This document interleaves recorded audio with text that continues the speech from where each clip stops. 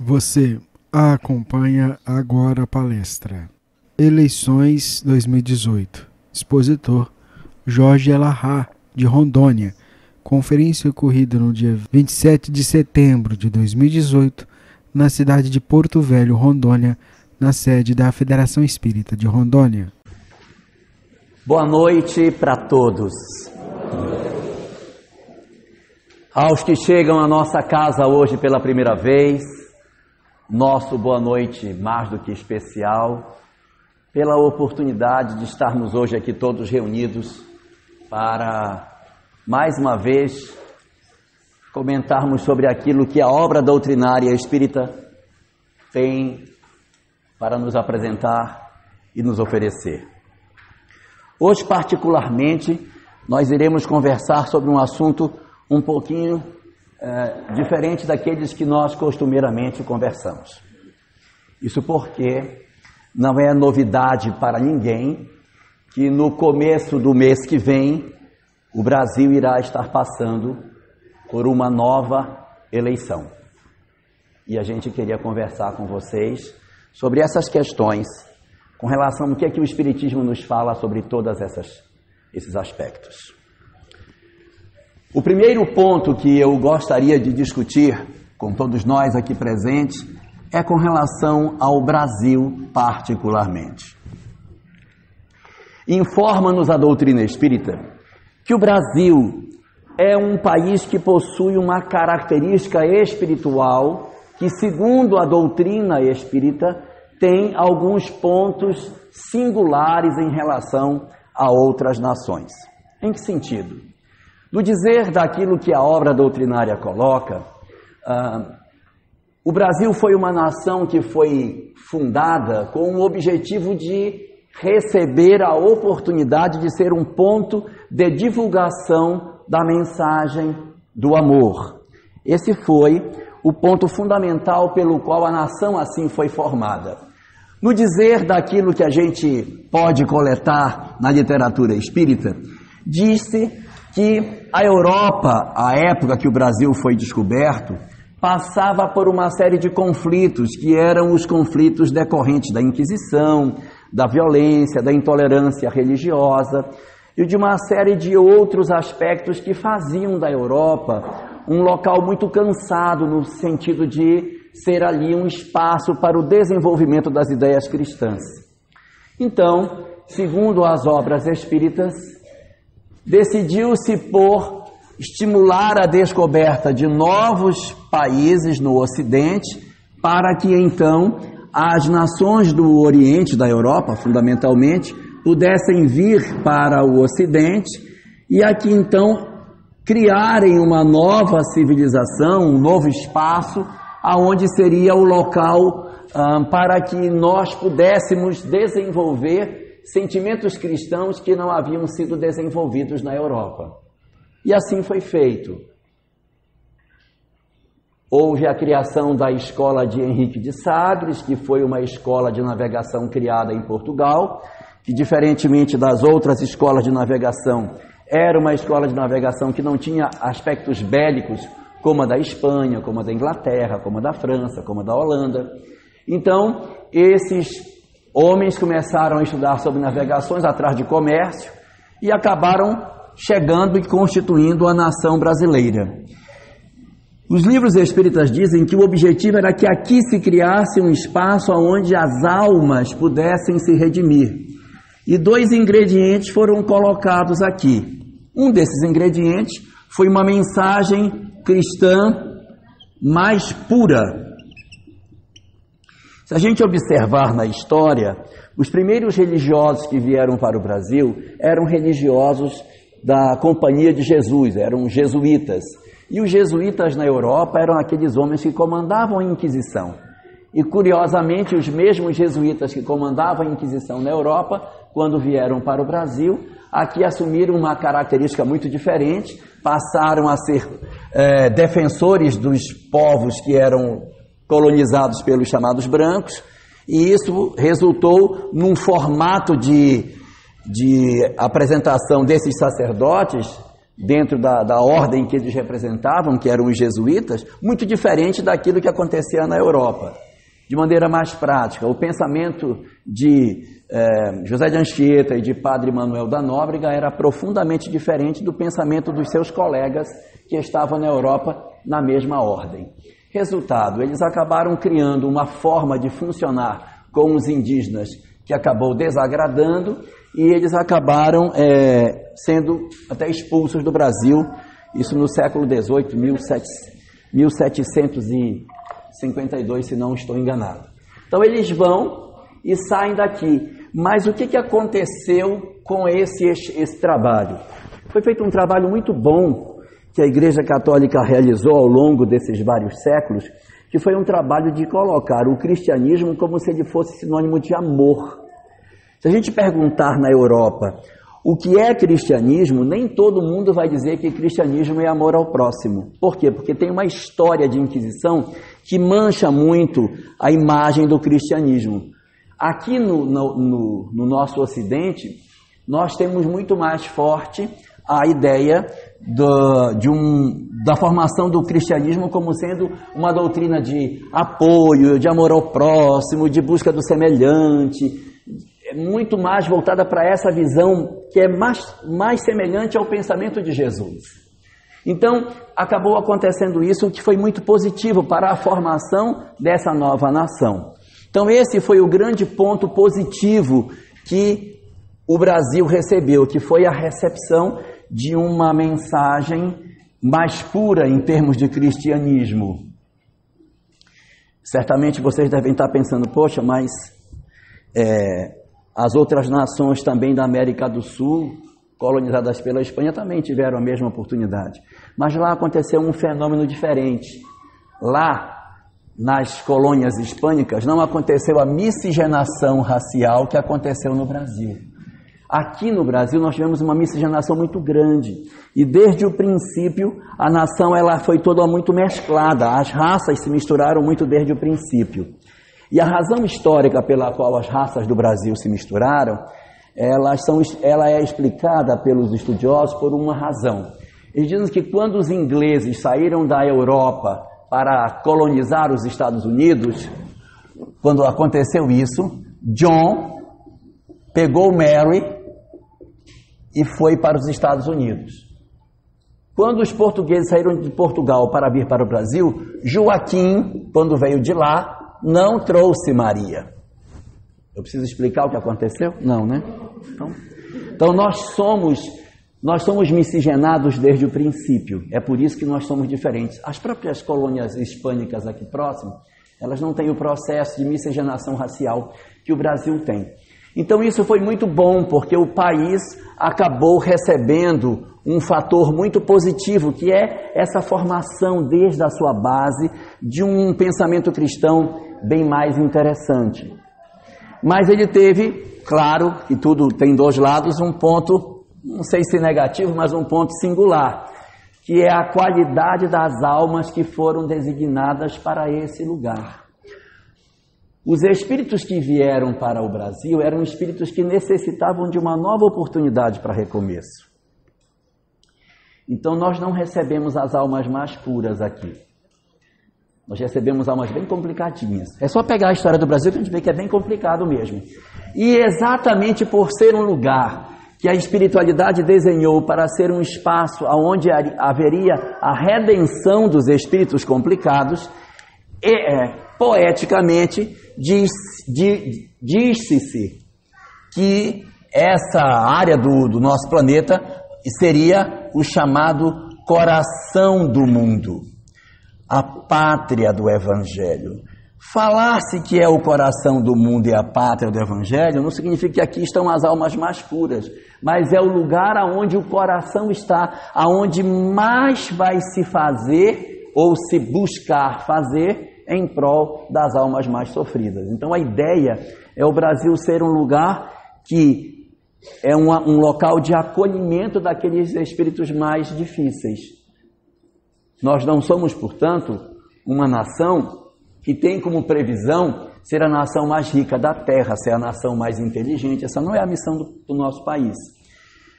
As obras espíritas dizem não, o Brasil está marcado para ser a nação que vai receber a maior quantidade de espíritos que a gente puder enviar no sentido de transformar. Por um lado é ruim, mas por um lado é bom, né? Que a gente vai ter a chance de também trabalhar nisso e se melhorar junto com eles. É assim mesmo. Soldado que não vai para o campo de batalha não ganha medalha. Então a gente tem no país, segundo o que o Espiritismo nos coloca, essa previsão de ser um lugar aonde a gente vai ter a oportunidade de poder se transformar, o que é muito legal. Mas o que acontece? Nós, ao longo da nossa história, nós desenvolvemos 3 grandes problemas históricos. Nós temos, segundo a literatura espírita, 3 graves problemas, que são, como seria assim, problemas que geraram um karma coletivo para o Brasil. Primeiro deles, escravidão. A escravidão de 300 anos no Brasil gerou uma quantidade muito grande de processos obsessivos. Por quê? Porque muitos espíritos que foram vítimas do processo da escravidão se tornaram espíritos interessados em se vingar dos seus opressores. Uma boa parte não, mas alguns sim. Então, essa escravidão acabou gerando muito problema de processos obsessivos que duram até hoje. Nós temos muitas pessoas no Brasil hoje que sofrem processos obsessivos, ou seja, perturbação espiritual, decorrente da época da escravidão.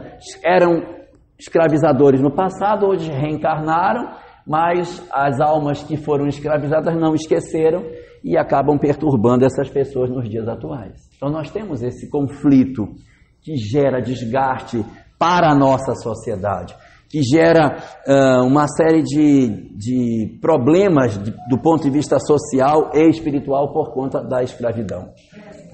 Pesa para nós. Segunda coisa que pesa para nós, Guerra do Paraguai.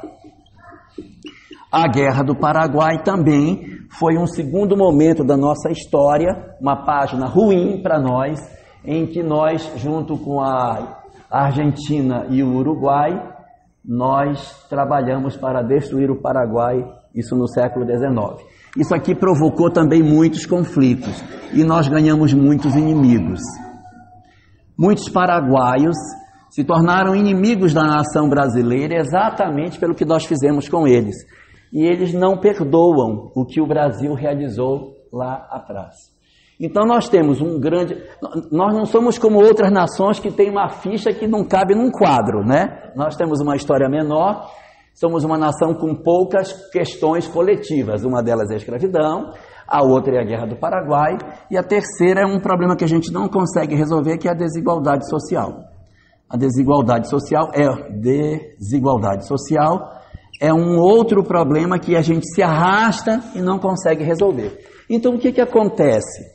Nós vamos, no começo do ano, do próximo mês, enfrentar um novo processo eleitoral, isso é verdade. E aonde é que entra o Espiritismo nessa questão? Aonde que nós entramos aí?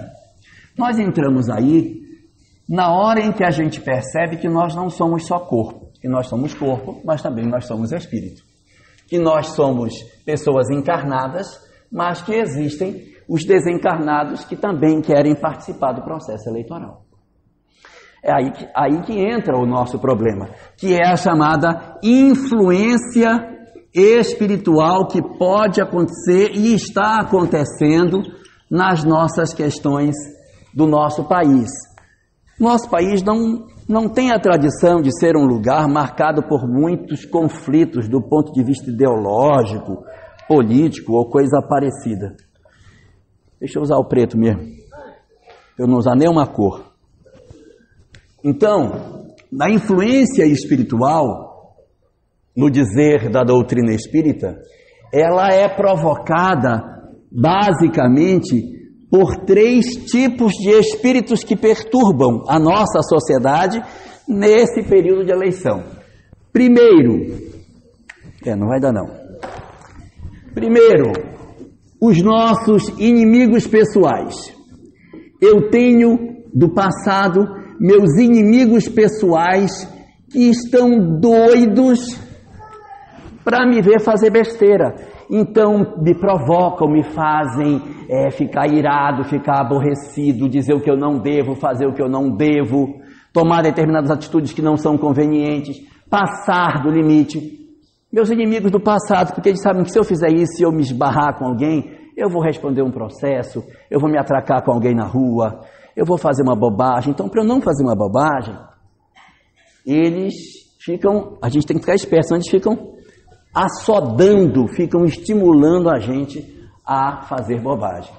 Nós temos um segundo inimigo, os inimigos do Brasil, porque existem espíritos desencarnados que não gostam do país. Mas quem que não vai gostar? Só tem carnaval, futebol, né? Samba. Mas tem por conta da escravidão, tem por conta da Guerra do Paraguai. Nós temos inimigos que não querem o bem da nação.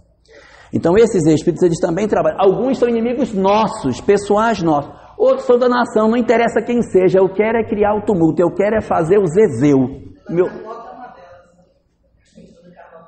A dona Carlota Joaquina pode ser uma dessas que está aí.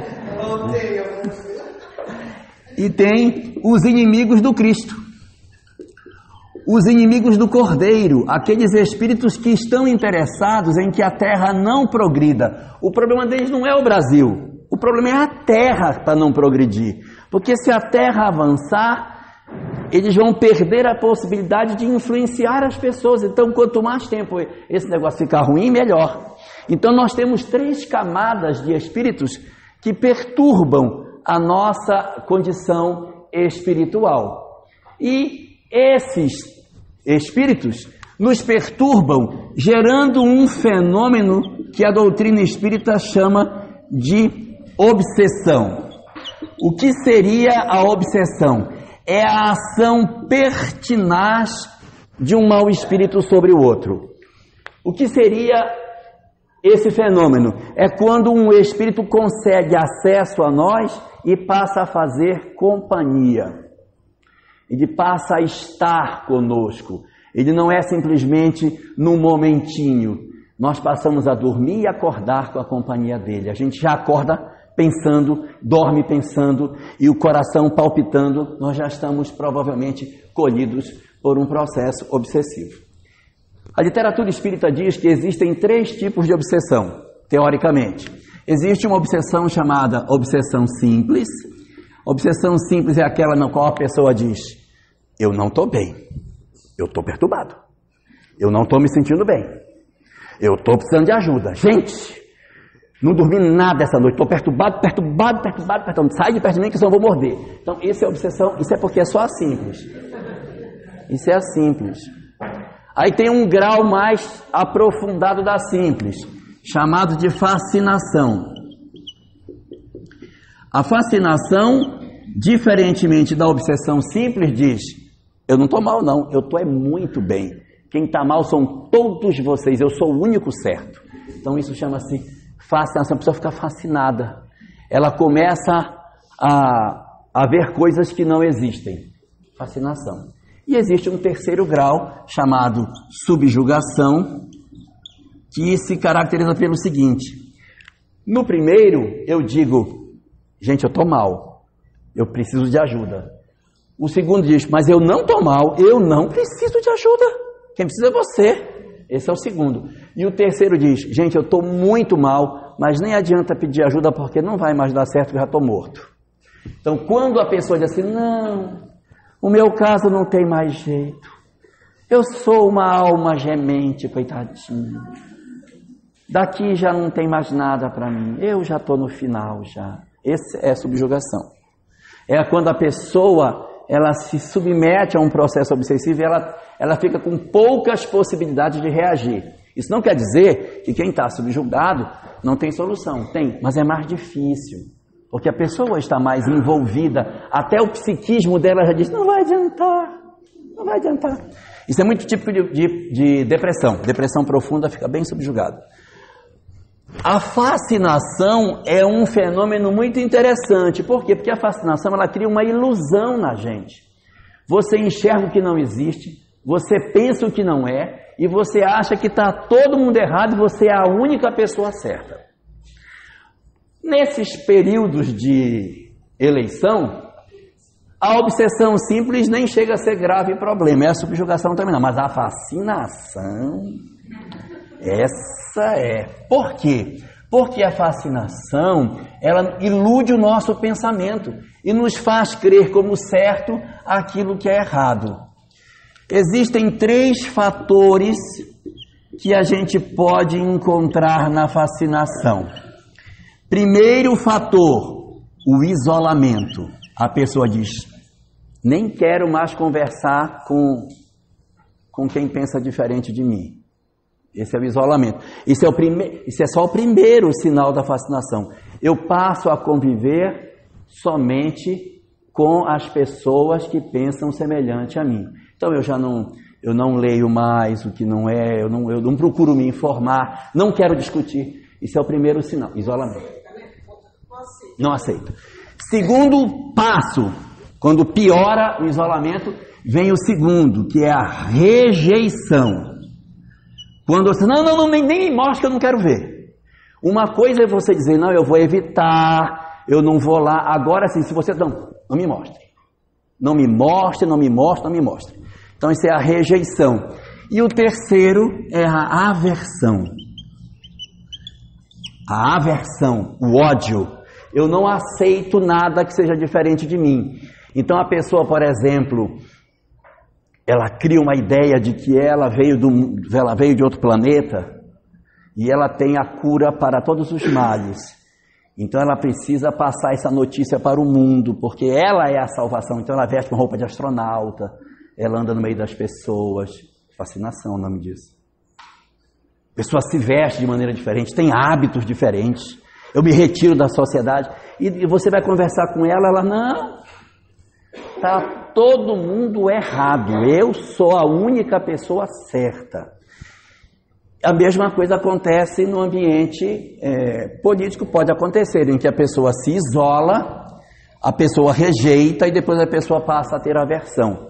Se a gente pegar no comportamento de formação dos homens-bomba, esse é o formato. Você isola a pessoa e ele fica sem contato com a sociedade. Você isola. Nesse isolamento que ele fica, você faz ele rejeitar aquela ideologia que ele vai atacar e depois o ódio. Quando ele estiver nesse estágio, você põe a bomba nele e solta que ele explode. Então ele fica isolado da sociedade, quando você solta ele já vai programado para fazer. Para quem esquecer, é I de isolamento, R de rejeição e A de aversão que forma ira. Então a ira é o indicativo do processo da fascinação que a gente tem que ficar bastante esperto. Nós temos que ficar atentos porque a gente tem que observar. Se a gente não estiver querendo conversar com os outros, abra seu olho. Porque quem não está querendo conversar pode de repente estar entrando num processo de fascinação. Essa discussão espiritual que a gente está falando, ela desemboca numa coisa muito interessante, que é um fator complicador para o momento presente que nós estamos passando. Por quê? Porque o momento presente que nós estamos vivendo é um momento que a história da humanidade não viveu antes. Fala nos Espiritismos que nós estamos vivendo um processo de transição planetária. A transição planetária é exatamente esse momento no qual a Terra entra em ebulição os seus conceitos. Então, é tudo ao mesmo tempo e agora. A gente, no passado, quando se lia sobre a transição planetária, que é muito parecido com a questão do Apocalipse, as pessoas pensavam que a transição planetária ia ser um conjunto de desgraças, que ia ter maremoto, terremoto, furacão, tufão, fome, desgraça, tudo físico. Tudo físico. Mas a literatura espírita diz, não é físico. É tudo moral, é tudo social. A transição planetária é uma convulsão que não é dos planetas, não é terremoto, até diz assim, vai ter terremoto, vai ter furacão, vai ter tufão, aviões vão cair, mas não é isso que caracteriza a transição. O que caracteriza a transição é a convulsão das ideias. Por que acontece a convulsão das ideias? Porque o mundo espiritual é formado por uma série de espíritos que encarnam na Terra, que ficam trabalhando e tentando se melhorar. Mas existe um grupinho de espíritos que está no mundo espiritual e que o encarne dessas almas no planeta não é assim tão franco. Elas não encarnam com muita facilidade, porque são espíritos muito difíceis, são muito rebeldes, muito problemáticos. Então essas almas, particularmente, elas ficam como que guardadas no mundo espiritual e elas vêm a conta-gota. Gengis Khan está na sua hora, vá. Aí Gengis Khan vem. Gengis Khan foi, voltou. Fique aqui, vá pensar no que você fez. Agora vamos mandar Átila. Átila, sua vez. Aí o Átila vem. Já foi, agora volta. Porque se mandar Átila, Gengis Khan e a trupe deles, pode desequilibrar. Então, ao longo da história, esses espíritos, eles não têm uma reencarnação muito franca. Só que quando chega na época da transição planetária, e eu não quero assustar ninguém, eles vêm tudinho. Abre, Deus o livre não, já desceu, papai. Não percebeu não que está tudo virado? Por que você acha que está tudo virado? Porque mas não é possível. Porque então assim, gente, mas não é possível. É possível. Por quê? Porque a natureza da alma que está vindo é uma natureza de alma que é uma alma que é muito problemática. E porque Deus, tão misericordioso, fez isso com a gente, abriu a porteira e deixou tudo descer de uma vez? Por quê? Por duas razões. Para que esses espíritos aprisionados possam vir, porque a Terra vai mudar, e se eles não vierem, eles vão perder a oportunidade da prova final. Eles ficaram de recuperação e eles têm que vir fazer a prova final. Sabe quando chega na escola que todo mundo já fez a prova, os alunos já foram tudo para casa, só está o pessoal da recuperação, só a bagaça, a recuperação da recuperação, o pessoal do conselho de classe, é a hora do conselho de classe. Então, está todo mundo em casa, todo mundo de férias, mas essa galera ainda precisa de resolver o problema dela. Então, eles precisam vir, resultado, essas almas têm que vir, porque elas têm a chance de se melhorar. E quem tem que dar a chance somos nós. Somos nós que temos que ajudar a que eles se melhorem. Então esses espíritos vêm porque eles precisam vir, porque se eles não vierem, vão ficar lá. O objetivo do mundo espiritual não é guardar almas problemáticas, é que as almas se melhorem. Então assim, eu lamento porque a gente ainda está por aqui, eu só lamento. E eles têm que vir, eles precisam vir. Nós estamos no meio, né? Eles somos nós. Nós estamos lá. Se nós estamos aqui é porque a nossa diferença, nós fazemos parte. Às vezes a gente tem um pezinho, 2 pezinhos, né? De repente nós somos prima de Gengis Khan, né? Somos uma prima. Às vezes, sabe o que acontece? Às vezes essas almas vêm e o grande amor do Gengis Khan vem também, para que o grande amor do Gengis Khan diga: meu amor, não mate. E o Gengis Khan se emocione. Quem sabe, né? E mate só metade do que ele ia matar, né? Progresso. É um progresso. O pessoal fala que na história antiga teve um cara muito mau chamado Nabucodonosor. Ele era bem mau. Mas Nabucodonosor era apaixonado por Semíramis. Então ele era tão apaixonado que o que ele fez? Ele construiu um jardim para Semíramis de vários andares. Eram os jardins suspensos da Babilônia. Cada andar do jardim tinha flores de um país diferente que ele tinha arrasado. Não é lindo isso? Não é romântico? Então ele entrava no país, matava todo mundo, as flores eu vou levar. Porque Semiramis quer. Aí ele enfeitava o jardim de Semiramis. Olha, meu bem, isso aqui eu matei não sei quantos para colocar por você. Então, não é lindo? Lindo, né? É uma sensibilidade. Mas essas almas, elas vêm exatamente pela possibilidade de se transformar. É a chance desses espíritos mudarem. Pode ser que alguns não mudem, pode ser, mas pode ser que alguns mudem. Então, se alguns mudarem, valeu.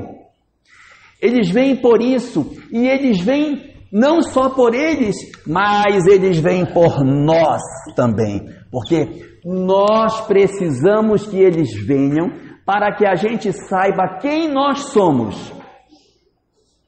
Se nós formos verdadeiramente bons, os ideais deles não irão nos arrastar na direção do mal. Estou confundindo vocês? Se eu for realmente bom, eu vou... Quando eu falo assim que eles são desse jeito, não quero que ninguém pense que eles só são assim no sentido da política, de ser sanguinário, de matar. Eles têm coisas em outras áreas. Então, por exemplo, eu posso descer uma galera desse pessoal e dizer, gente, tá muito sem graça essas festas, por que a gente não cria um baile funk? Vamos fazer e tal. Aí criaram um baile funk. Alguns de nós podemos dizer assim, gente, mas eu amei isso também, olha, eu acho que eu vou para lá. Então isso nos revela, nós nos descobrimos quem nós somos na convivência com esses espíritos, porque a conduta que eles trazem pode fazer eco em nós, e se fizer eco, essa conduta nos arrasta e nos leva numa direção que a gente pensou que já tivesse resolvido. Então eles precisam vir para que eu saiba se ainda existe em mim resíduos daquilo que eles são. E uma segunda razão é para saber se, ao invés de nós nos perfilarmos com eles, se nós os odiamos. Porque se nós os odiarmos, nós também não somos almas maduras. Quando a gente assiste a televisão e diz, só tem um jeito, tem que matar tudinho. Quando a gente diz isso, eu estou me revelando. Então, na verdade, essa experiência que nós estamos vivendo é uma experiência de revelação interior. E vai exigir o que de nós? Vai exigir de nós virtudes que a gente ainda não tem, que é a virtude de dizer, calma, nós temos que sentar e vamos ter que dialogar. Agora, como é que dialoga, eu também não sei, mas se eu soubesse eu não estava aqui, né? Mas esse exercício que vai ser o grande elemento que vai sinalizar quem nós somos. Então essa é a grande tarefa que a gente tem para trabalhar nos nossos dias. Existe uma frase dentro do Apocalipse, capítulo 19, versículo 22, que diz assim, e no final dos tempos, convém que Satanás seja solto por um pouco de tempo. Então Satanás, no final dos tempos, vai ser solto por um pouco de tempo. Essa notícia está atrasada, que o Satanás já está solto. E faz tempo. Faz tempo. A literatura espírita diz que essa data, ela é na segunda metade do século XX. Segunda metade do século XX foi quando essa porteira abriu. Aí o Cléia já é dessa época. Eu sou de antes. Então, a partir de 1950, abriu. Mas eu não quero que ninguém pense assim, ai, graças a Deus, nasci em 49. 31 de dezembro de 49, estou livre dessa. Não, isso não é uma coisa contada assim, mas a segunda metade do século XX se vocês observarem, foi um século marcado por fortes mudanças comportamentais. Vocês são muito jovens, não têm necessidade de saber disso, mas imaginem, se eles começaram a nascer em 1950, quando eles tinham 18 anos, que ano era? 1968. Aconteceu alguma coisa em 68 no mundo? Revolucionário? Woodstock. Eles já estavam aqui. O movimento hippie é grandemente formado por esses espíritos, que não são necessariamente belicosos, violentos, agressivos, mas são espíritos que não são muito interessados em muitas das coisas que a gente acha que é importante. Eles estão gerando, em boa parte, aquela geração que hoje é chamada de geração nem-nem, geração que nem trabalha e nem estuda, geração nem-nem. E tem a geração nem-nem-nem, que nem trabalha, nem estuda e nem está procurando emprego. Então, assim, não, mas eu não estou brincando, é verdade, bote na internet, geração nem-nem. Você vai ver que existe. É um pessoal que tem outro tipo de valor. Eles não estão interessados num formato de sociedade que, de certa maneira, as gerações anteriores pensaram que deveria ser o modelo. É um outro formato. E aí a gente às vezes fica, meu Deus, mas e agora como é que vai ser? É tentar conviver e ver o que a gente vai fazer nesse processo de mudança, né? Não quero assustar ninguém, mas o dono da torneira é Jesus. Do jeito que ele abrir, ele pode fechar, tá? A hora que ele achar que esse pessoal não precisa mais vir, pode fechar. Mas ele precisa que a gente faça o nosso esforço para conviver nesse processo de transição planetária. Mas eles incomodam. Eles incomodam bastante. Eles incomodam muito. A nossa sociedade está muito mexida. Você abre a televisão para assistir o noticiário e você vê alguns sinais que você diz, meu Deus, que século que eu estou vivendo? Isso é do século XIV ou é do século XXI? Intolerâncias religiosas que não faria mais sentido nos dias de hoje, práticas religiosas, mas como que as pessoas podem fazer isso? Que nível de intolerância, de fascinação a gente está vivendo hoje na nossa sociedade? Isso decorre das almas que estavam aprisionadas há muitos séculos e que possuem um psiquismo ainda da Idade Média, da época das Cruzadas, e que você soltou, os caras ainda vêm com as ideias da época da Inquisição para a nossa sociedade. Agora você pegue tudo isso da transição planetária, você pegue toda essa questão da influência espiritual e some com um período eleitoral como o nosso. Você vai ver o que está acontecendo. É por isso que a gente está vivendo hoje esse mar de conflitos que a gente está experimentando na nossa sociedade. E por conta disso eu trouxe aqui 10 recomendações para nós para esse período de eleições. Se quiserem eu falo, se não eu já dispenso vocês. Lá vai.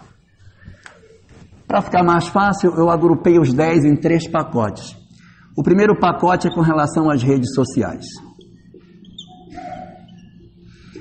Existem 4 coisas sobre redes sociais.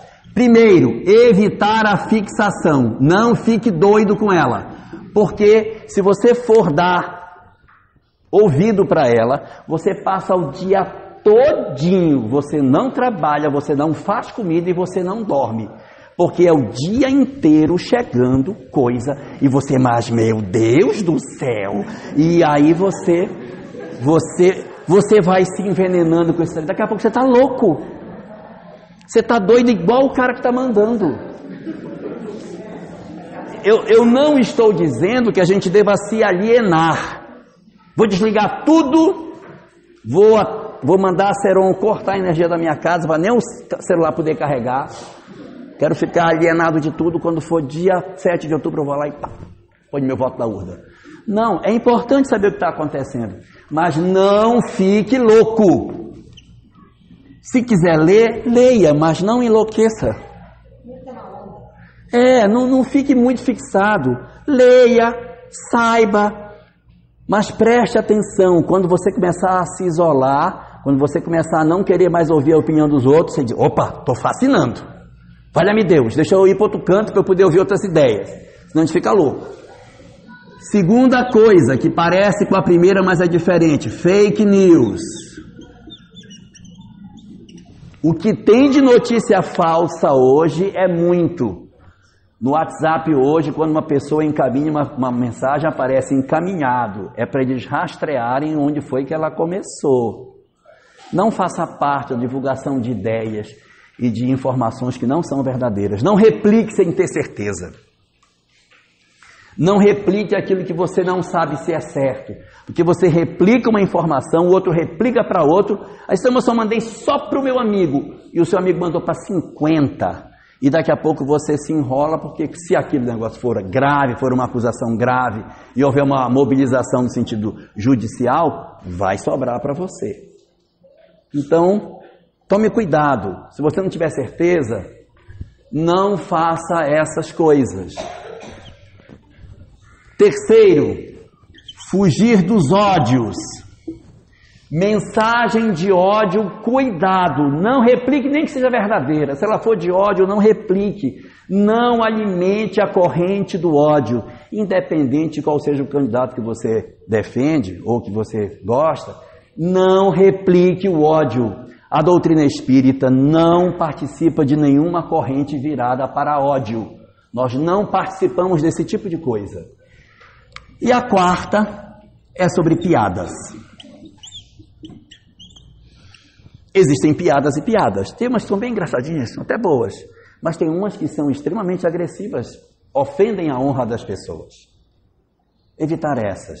Tem umas que são até bem construídas, geniais, bem organizadas, e que não ofende a honra pessoal dos outros. Mas aquelas que ofendem, cuidado, até para você não se enrolar, para você não fazer o que não deve. E para sair desse círculo, dessa loucura toda que a gente está vivendo na sociedade que a gente está. Segundo pacote, 3, sobre relacionamento. Político nenhum merece que a gente perca os nossos amigos. Não destrua a amizade por política. Se você estiver destruindo a amizade por política, você está doente. Será que eu estou doente? Pergunte se você perdeu algum amigo que bateu boca com ele, não se atracou, porque pela rede não dá para se atracar, mas se fosse possível, pelo menos um soco ele tinha levado. Se você estiver fazendo isso, abra seu olho.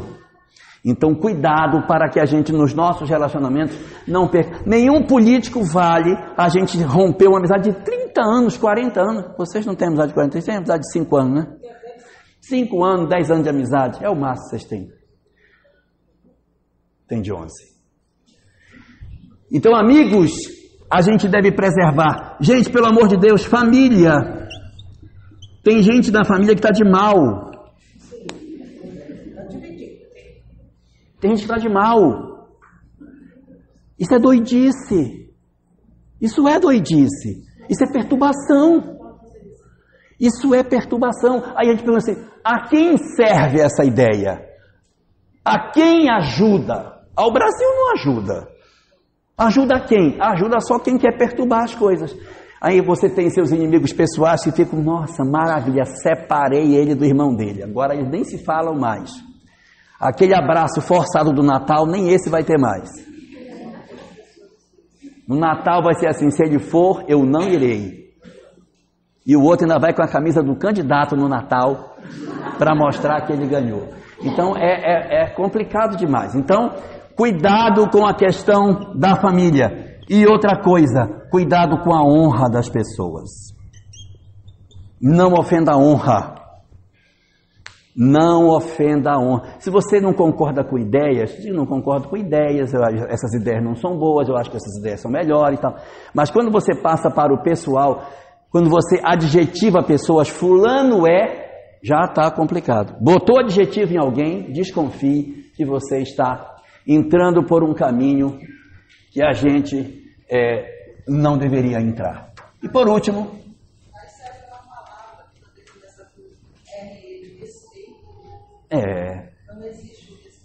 tem que respeitar as pessoas, né? A gente pode ter ponto de vista diferente. Aí você fala, eu falo, eu não penso assim, eu acho legal. Olha, eu gosto disso do teu candidato, eu já gosto disso do teu, mas eu não concordo com tudo. Mas se eu disser, fulano está totalmente errado, não é possível, porque ninguém é perfeito. Se alguém for totalmente errado, então essa pessoa ela é perfeitamente errada. Se ela for perfeitamente errada, ela é perfeita. Como ninguém é perfeito, ele tem que ter pelo menos uma virtude. né? Então a pessoa tem que ter pelo menos uma coisa certa. Se a gente só achar defeito do candidato do outro, desconfie que o perturbado é você. E por último, é com relação a eu mesmo, gente. Com relação a eu mesmo. 3 recadinhos com relação a nós diante de nós próprios. A gente não pode enveredar por alguns caminhos que são muito perigosos. Primeiro desses caminhos, o pessimismo. Ixi, agora o mundo vai se acabar de vez. Agora, se isso acontecer, aí acabou. Gente, a história da humanidade diz que ela não se processa só no mundo físico, existe o mundo espiritual também. E se acontecer o que a gente gostaria que não acontecesse, é uma experiência para nós. Nós somos almas imortais, nós não somos espíritos para viver somente essa encarnação, e nós temos que aproveitar a experiência ao máximo que a gente está vivendo.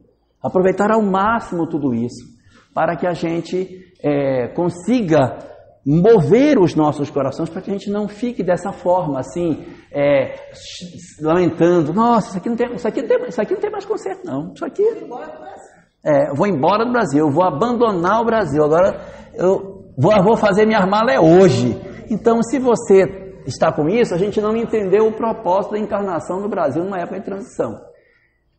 Se acontecer o que a gente não quer, vai ser bom? Não vai ser bom, mas infelizmente a encarnação é exatamente para a gente se defrontar com experiências. Sabe lá nós, se não fomos os revolucionários que destruímos outras nações e agora provar um pouquinho o que você fez, papai, né? A gente descobriu um pouco como é que é ruim e a gente aprender, talvez por isso a gente tenha tanta aversão, porque a gente está agora na hora de experimentar coisas novas para o nosso desenvolvimento espiritual. Um segundo ponto para que eu pense de mim para mim mesmo é que nós não podemos colocar interesses partidários acima dos interesses doutrinários. Ou seja, a nossa primeira definição é espírita. O partido não pode ser mais importante do que eu penso. Eu tenho um conjunto de verdades espirituais. Se o partido que eu penso difere as verdades espirituais que eu creio, então é hora de eu negar esses princípios do partido e não negar a doutrina que eu acredito para abraçar o partido que pensa diferente do que eu penso. Não sei se vocês estão entendendo o que eu quero dizer. Eu vou ser mais claro no que eu quero dizer. O movimento espírita, ele não possui subdivisões. Ele não possui espíritas A, espíritas B, espíritas C, ele não tem isso. O espiritismo é só uma coisa. Ele tem uma única forma de pensar, não existe espírito. Espíritas que apoiam o candidato A, espírita, não existe isso. Não existe dentro do movimento espírita apoio partidário a ninguém. O apoio da doutrina espírita é ao bem, independente de qual partido seja, de qual pessoa seja. Então, nós não temos, por conta desse fenômeno, a ideia de que nós vamos apoiar ou deixar de apoiar alguém nesse sentido. E o terceiro e último, para a gente refletir, é nós analisarmos a oportunidade que a vida nos dá. Nós estamos diante de uma oportunidade de ouro, em que a gente pode, com a mensagem espírita na mão, compreender todo esse fenômeno da influência espiritual que acontece no nosso país, acontece em nós, compreender o fenômeno da transição planetária, compreender tudo isso para poder dar boas soluções para aquilo que está acontecendo. Seria horrível se nós, diante de todas essas possibilidades que nos foram oferecidas, nós tivéssemos perdido essa chance e enveredado por um caminho que não deveria ser. Só para terminar minhas palavras, eu gostaria de ler aqui, para nós, o último parágrafo do Livro dos Espíritos. O Livro dos Espíritos é a primeira obra espírita escrita. Ela é de 1857. Eu vou ler aqui a tradução do último parágrafo da terceira edição, que é de 1860, que é a que a gente geralmente usa. A gente nem usa muito a primeira, porque teve algumas observações, anotações, acréscimos da primeira, então a terceira é a que geralmente a gente usa. Eu gostaria de ler aqui, para a gente refletir sobre isso. Com este parágrafo final, a obra termina, acabou, não tem mais nada depois. Se alguém quiser em casa chegar e checar, é lá no final da obra, para depois dizer que eu menti, eu inventei aqui na Casa Espírita, li um negócio que nem existia. Eu nem vou ler. Vem cá ler. É você, meu filho. Venha cá ler você. Para não dizer que fui eu que inventei. Leia para nós, mas lê parando em cada pedacinho. Quando tiver uma vírgula ou 2 pontos, você para. Jamais os bons espíritos foram os instigadores do mal. Ok. Jamais os bons espíritos foram os instigadores do mal. Ok? Isso aqui é de 1860. Tem 100 e um bocado de anos. Vamos lá. Segundo. Continue. Jamais aconselharam ou legitimaram o assassínio e a violência. Jamais legitimaram o assassínio e a violência. Continue. Jamais estimularam os ódios dos partidos. Jamais estimularam os ódios dos partidos. Nem a sede das riquezas e das honras. E nem a sede de riquezas que alguns possam ter, e a sede de honras. Nem a avidez dos bens da terra. Nem a avidez dos bens da terra. Nem a violência e nem o assassínio. Nem a avidez e a ganância pelas riquezas e os bens da terra. Os que são bons, humanitários e benevolentes para com todos, esses os seus prediletos e prediletos de Jesus. Ok. Então quem é o caminho mais adequado? Os que são bons, os que são humanitários e os benevolentes para com todos, não só com os meus, mas para com todos. Dividiu, está errado. E terminando... Porque seguem a estrada que este lhe indicou para chegarem até ele. Muito bem. Santo Agostinho. Santo Agostinho. Essas são as palavras com as quais o Livro dos Espíritos encerra para nós. Eu vou ler de uma vez só para ficar mais claro. Jamais os bons espíritos foram os instigadores do mal. Jamais aconselharam ou legitimaram o assassínio ou a violência. Jamais estimularam os ódios dos partidos, nem a sede das riquezas e das honras, nem a avidez dos bens da terra. Os que são bons, humanitários e benevolentes para com todos, esses são os seus prediletos e prediletos de Jesus, porque seguem a estrada que este, Jesus, lhes indicou para chegarem até ele. Uma boa noite para todos. E bom voto. Você acompanhou a palestra Eleições 2018. Expositor Jorge Elahá, de Rondônia. Conferência ocorrida no dia 27 de setembro de 2018, na cidade de Porto Velho, Rondônia, na sede da Federação Espírita de Rondônia.